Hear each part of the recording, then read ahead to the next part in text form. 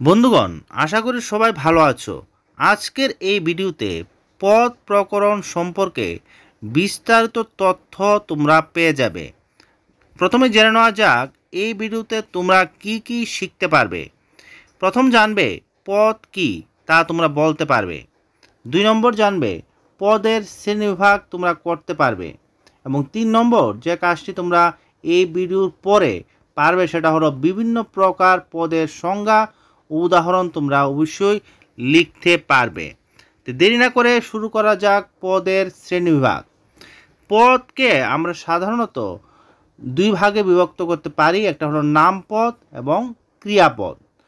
কিন্তু নামপদকে আবার কিন্তু কয়েকটি ভাগে ভাগ করা যায়, সমব্যয় পদ এবং অব্যয় পদ।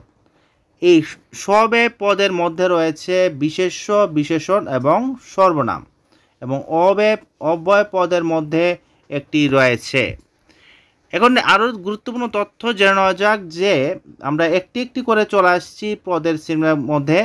প্রথমেই বিশেষ্য পদের শ্রেণীবিভাগ করে নিচ্ছি। বিশেষ্য পদের শ্রেণীবিভাগের মধ্যে আমরা প্রথমে জানব যে বিশেষ্য পদকে কয় ভাগে ভাগ করা যায়। বিশেষ্য পদকে আমরা মূলত 6 ভাগে ভাগ করতে পারি। এগুলি হলো নামবাচক বিশেষ্য, জাতিবাচক বিশেষ্য, বস্তুবাচক বিশেষ্য, সমষ্টিবাচক বিশেষ্য, ভাববাচক বিশেষ্য এবং গুণবাচক বিশেষ্য। নামবাচক বিশেষ্য আমরা যাকে বলবো সেটা হলো যে বিশেষ্য পদ দ্বারা কোনো ব্যক্তি, ভৌগোলিক স্থানের নাম এবং কোনো গ্রন্থ বিশেষের নাম বোঝায় তাকে নামবাচক বিশেষ্য পদ বলে। অর্থাৎ যে পদ দ্বারা কোনো ব্যক্তি বা ভৌগোলিক স্থান বা কোনো গ্রন্থ স্থানীয় ব্যক্তি নাম বোঝায় সেটাকে আমরা নামবাচক বিশেষ্য পদ বলবো। অর্থাৎ কোনো কিছু নাম বোঝালে সেটা কিন্তু নামবাচক বিশেষ্যের মধ্যে পড়ে যায়। যেমন রহিম, করিম, কলকাতা, রাজশাহী, ঢাকা, গীতাঞ্জলি, শ্রীকান্ত সবগুলি নামবাচক বিশেষ্য। এরপরে যে শ্রেণীবিভাগটা বিশেষ্য পদের সেটা হলো সেই বিশেষ্য পদের মধ্যে আমরা যে জিনিসটা দেখতে পাচ্ছি সেটা হলো যেমন শ্রীকান্ত একটা বইয়ের নাম, ঠিক সেরকমভাবে গাছ আমরা জানি পৃথিবীর একটি অমূল্য সম্পদ, ঠিক মানুষ আরেকটি নাম। কিছু এরকমভাবে কিছু বিশেষ্য পদের শ্রেণীবিভাগ করতে আমরা পারি। এরপরে চলে আসছে বিশেষ্য পদের যে শ্রেণীবিভাগটি সেটি হলো সমষ্টিবাচক বিশেষ্য। যে বিশেষ্য পদ দ্বারা কোনো ব্যক্তি বা প্রাণীর সমষ্টি বোঝায় তাকে সমষ্টিবাচক বিশেষ্য পদ বলে। যেমন আমরা জানি 2024 সালে ভারতীয় দল ওয়ার্ল্ড কাপ ক্রিকেটে আইসিসি টি-20 ওয়ার্ল্ড কাপ ক্রিকেটে জয়ী হয়েছিল। সেটা কিন্তু সমষ্টিগত জয় হওয়া, কোনো একক ব্যক্তি সেখানে জয়ী হয়নি। তাই ভারতীয় দল যে জয়ী হয়েছিল সেটা হলো সমষ্টিবাচক বিশেষ্য। এক ঝাঁক পাখি, এখানে পাখি বলতে কোনো একটি নির্দিষ্ট পাখিকে কিন্তু বুঝায়নি। এখানে সমস্ত পাখি ওই সময় যেগুলো আকাশে ছিল সমস্ত কিছুকেই বোঝানো হয়েছে। এর উদাহরণ হিসেবে বলা যায় যেমন সভা, সমিতি, জনতা, দল ইত্যাদি। এরপরে চলে আসছে জাতিবাচক বিশেষ্য। যে বিশেষ্য পদ দ্বারা কোনো এক জাতীয় প্রাণী বা পদার্থের নাম বোঝায় তাকে জাতিবাচক বিশেষ্য পদ বলে। যেমন পাখি, পাখি বলতে কিন্তু এই পৃথিবীর মধ্যে যত ধরনের পাখি আছে সব পাখিকে আমরা বুঝতে পারি। গরু, গরু বলতে আমরা গরুর জাতিকে বোঝাচ্ছি, তাই এটা হলো জাতিবাচক বিশেষ্য। জাতিবাচক বিশেষ্য উদাহরণ হিসেবে বলা যায় মানুষ, গরু, হাতি, নদী, পাহাড় ইত্যাদি সমস্ত কিছু কিন্তু যেগুলির মাধ্যমে একটি নির্দিষ্ট জাতিকে বোঝায় একটি শব্দের মাধ্যমে তাকে আমরা জাতিবাচক বিশেষ্য বলবো। এরপরে আরেকটি শ্রেণীবিভাগে আমরা চলে যাচ্ছি, সেটি হলো বস্তুবাচক বিশেষ্য। সেটিও কিন্তু বিশেষ্য পদের আরেকটি গুরুত্বপূর্ণ শ্রেণীবিভাগ। যে বিশেষ্য পদ দ্বারা কোনো উপাদানের বা পদার্থের নাম বোঝায় তাকে বস্তুবাচক বিশেষ্য পদ বলে। এখানে মনে রাখতে হবে বস্তুবাচক বিশেষ্যের দ্বারা কোনো সময় কিন্তু প্রাণীর নাম বা কোনো সজীব বস্তুর নাম বুঝাবেন না। এখানে সাধারণত জড় বস্তুর নামই বোঝানো হবে। তাই নির্দ্বিধায় বলতে হবে যে বিশেষ্য পদ দ্বারা কোনো উপাদানের বা পদার্থের নাম বোঝায় সেটা হলো বস্তুবাচক বিশেষ্য।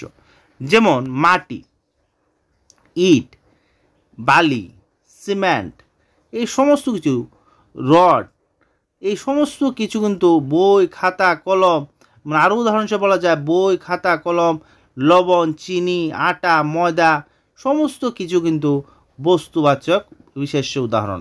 অর্থাৎ এই বস্তুবাচক বিশেষ্যটা চিনার বা পরিচয়ের একটি গুরুত্বপূর্ণ ইঙ্গিত হলো এই বস্তুবাচক বিশেষ্যের দ্বারা মূলত জড় বস্তুর নামই বোঝানো হবে। এখানে কিন্তু কোনো সজীব বস্তুর নাম একদম বোঝানো হবে না। এরপরে চলে যাচ্ছে আরেকটি গুরুত্বপূর্ণ বিশেষ্য পদের শ্রেণীবিভাগের মধ্যে, সেটি হলো ভাববাচক বিশেষ্য। যে বিশেষ্য পদ দ্বারা কোনো কাজের ভাব বোঝায় তাকে ভাববাচক বিশেষ্য পদ বলে।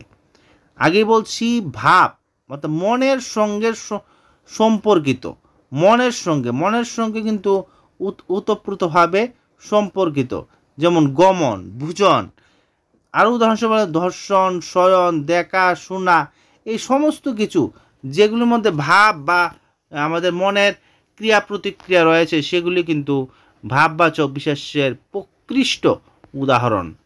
এরপরে চলে যাচ্ছি গুণবাচক বিশেষ্য, যেটি বিশেষ্য পদের একটি গুরুত্বপূর্ণ শ্রেণীবিভাগ। গুণবাচক বিশেষ্য হলো যে বিশেষ্য পদ দ্বারা কোনো বস্তুর দোষ বা গুণের নাম বোঝায় তাকে গুণবাচক বিশেষ্য পদ বলে। অর্থাৎ এই বিশেষ্যর দ্বারা কিন্তু বস্তুর গুণ বা দোষের নাম বোঝানো হবে। গুণ বা দোষ নয়, কিন্তু গুণ বা দোষের নাম। আগেই বলে রেখেছি বিশেষ্য পদ মানে হলো কোনো কিছুর নাম, এবং গুণবাচক বিশেষ্যের দ্বারা কিন্তু কোনো বস্তুর দোষ বা গুণের নাম বোঝানো হবে। যেমন স্বাস্থ্য, যৌবন, সুখ, তারল্য, তিক্ততা, এগুলি কিন্তু গুণবাচক বিশেষ্যের উদাহরণ। এরপরে আমরা চলে আসছি পরবর্তী যে আরেকটা সবে পদের মধ্যে রয়েছে বা সবে নাম পদের একটি শ্রেণীবিভাগ হলো বিশেষণ পদ। সেটি হলো না, এই বিশেষণ পদকে কিন্তু আবার দুই ভাগে ভাগ করা যায়, যেমন নাম বিশেষণ এবং ভাব বিশেষণ। ভাব বিশেষণের মধ্যে রয়েছে ক্রিয়া বিশেষণ, বিশেষণের বিশেষণ, অব্যয়ের বিশেষণ, বাক্যের বিশেষণ। এখন দেখে নেওয়া যাক বিশেষণ পদটা আসলে কি। বিশেষণ পদটা মানে হলো যে পদ বিশেষ্য, সর্বনাম ও ক্রিয়াপদের দোষ, গুণ, অবস্থা, সংখ্যা এবং পরিমাণ বোঝায় তাকে বিশেষণ পদ বলে। যেমন তিনি একজন বিখ্যাত গায়ক, এখানে গায়কের জায়গায় হতে পারে একজন বিখ্যাত খেলোয়াড়। যেমন বিখ্যাত খেলোয়াড় একজন মেসি, রোনাল্ডো, যেমন আমরা বলতে পারি রোনাল্ডো একজন বিখ্যাত খেলোয়াড়। বা যেমন লতা মঙ্গেশকর একজন বিখ্যাত গায়িকা। তো এই যে বিখ্যাত শব্দের মাধ্যমে কিন্তু গায়ককে কিন্তু বিশেষিত করা হচ্ছে।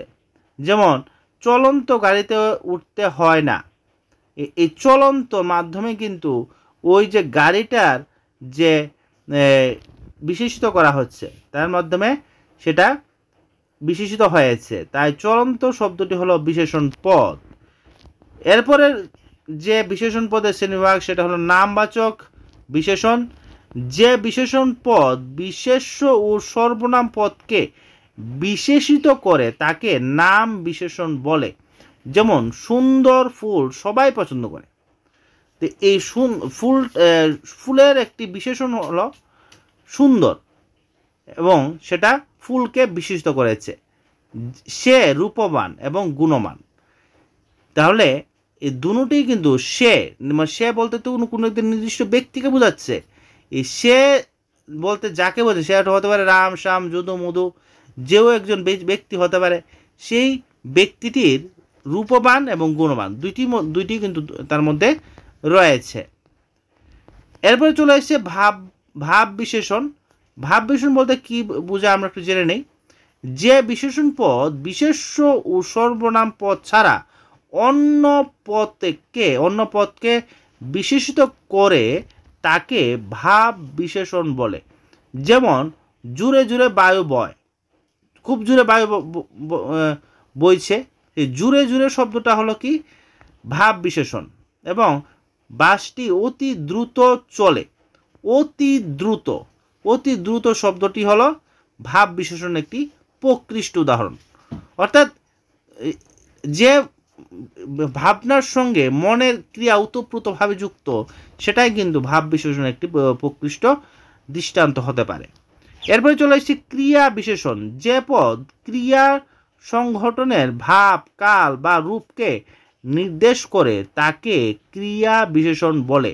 যেমন আস্তে আস্তে কথা বলো, যেমন সেখানে আস্তে আস্তে হলো ক্রিয়া বিশেষণ। এরপর আরেকটি বলা যায় পরে একবার এসো, পরে হলো ক্রিয়া বিশেষণ। তো এইভাবে বিশেষণ পদের আরেকটি শ্রেণীবিভাগ বলা যায় বিশেষণের বিশেষণ। যে পদ নাম বিশেষণ অথবা ক্রিয়া বিশেষণকে বিশেষিত করে তাকে বিশেষণের বিশেষণ বলে। যেমন সচিন টেন্ডুলকার খুব ভালো খেলোয়াড়, ট্রেনটি অতি দ্রুত চলে। এখানে ট্রেনটি তো চলবেই, চলছে দ্রুত, কিন্তু অতি দ্রুত, এই অতি শব্দটি হলো বিশেষণের বিশেষণ। সচিন টেন্ডুলকার ভালো খেলোয়াড়, কিন্তু খুব শব্দটির মাধ্যমে এই ভালোটাকে বিশেষিত করা হচ্ছে, তাই খুব শব্দটি হলো বিশেষণের বিশেষণ। এরপর আরেকটি বিশেষণের উদাহরণ হলো অব্যয় বিশেষণ। যে বিশেষণ অব্যয় পদকে বা অব্যয় পদের অর্থকে বিশেষিত করে তাকে অব্যয়ের বিশেষণ বলে। যেমন ধিক তারে শতধিক নির্লজ্জ যে জন। এখানে শতধিক শব্দটি হলো অব্যয় বিশেষণের উদাহরণ। এরপর চলে এসেছি বাক্যের বিশেষণ। কখনো কখনো কোনো বিশেষণ পদ সম্পূর্ণ পদকে বিশেষিত করে তাকে বাক্যের বিশেষণ বলে। যেমন দুর্ভাগ্যক্রমে দেশ নানা সমস্যা জালে আবদ্ধ হয়ে পড়েছে, সেটা হলো বাক্যের বিশেষণের একটি প্রকৃষ্ট উদাহরণ। এখন চলে এসেছি আবার পরবর্তী আরেকটি গুরুত্বপূর্ণ সবে যে নামপদ রয়েছে, সেটা হলো সর্বনাম পদ। বিশেষ্য পদের পরিবর্তে যে পদ ব্যবহৃত হয় তাকে সর্বনাম পদ বলে। যেমন শুভ খুব ভালো ছাত্র, সে নিয়মিত স্কুলে যায়, তাকে সকল শিক্ষক ভালোবাসে। এখানে শুভ নামটির পরিবর্তে সে তাকে ব্যবহৃত হয়েছে। তো এগুলি হলো শুভ যে নাম পদটি রয়েছে বা যে বিশেষ্য পদটি রয়েছে সেটির পরিবর্তে ব্যবহৃত হয়েছে, তাই এগুলি হলো সর্বনাম পদ। অর্থাৎ সর্বনাম পদ মানে হলো বিশেষ্য পদের পরিবর্তে যেটা ব্যবহৃত হয় তাকে বলা হচ্ছে সর্বনাম পদ। এখন সর্বনাম পদের একটু শ্রেণীবিভাগ দেখে নেওয়া যাক। সর্বনাম পদকে কিন্তু আমরা বিভিন্ন ভাগে ভাগ করতে পারি। যেমন ব্যক্তিবাচক সর্বনাম, যেমন আমি, আমরা, তুমি, এগুলি হলো ব্যক্তিবাচক সর্বনাম উদাহরণ। এরপরে যেমন অতিমবাচক সর্বনাম, যেমন স্বয়ং, নিজে। সমীপ্যবাচক সর্বনাম এ, এই, এরা। দূরত্ববাচক সর্বনামের মধ্যে রয়েছে ওই, ওইসব। সাকল্যবাচক যেমন রয়েছে সব, সকল। প্রশ্নবাচক সর্বনামের মধ্যে কে, কি। অনির্দিষ্ট জ্ঞাপক যেমন কেউ, কোনো। ব্যতিহারিক বাচক সর্বনাম যেমন নিজে, নিজে, আপনার, আপনি। এগুলি হলো ব্যতিরেক সর্বনামের উপকৃষ্ট উদাহরণ। সংযোগ জ্ঞাপক সর্বনামের মধ্যে হচ্ছে যে, যিনি, যারা। অন্যান্য দিকবাচক সর্বনাম যেমন অন্য, অপর। তো এগুলির মাধ্যমে এগুলি কিন্তু সর্বনাম পদের বিভিন্ন প্রকারভেদ। তা আজকের মতো এই ভিডিওটা আমরা এখানে সমাপ্ত করছি। পরবর্তী ভিডিওর অংশে আপনারা অবশ্যই কিন্তু সর্বনাম পদ সহ অন্যান্য পদের একে একে কিন্তু আলোচনা এবং দৃষ্টান্তর মাধ্যমে পদের শ্রেণীভাগ এবং পদের আরও বিস্তারিত আলোচনা পরবর্তী অংশে দেখার জন্য আহ্বান রইল। আজকের মতো ভিডিওটি এখানে সমাপ্ত করছি। সকলকে ধন্যবাদ।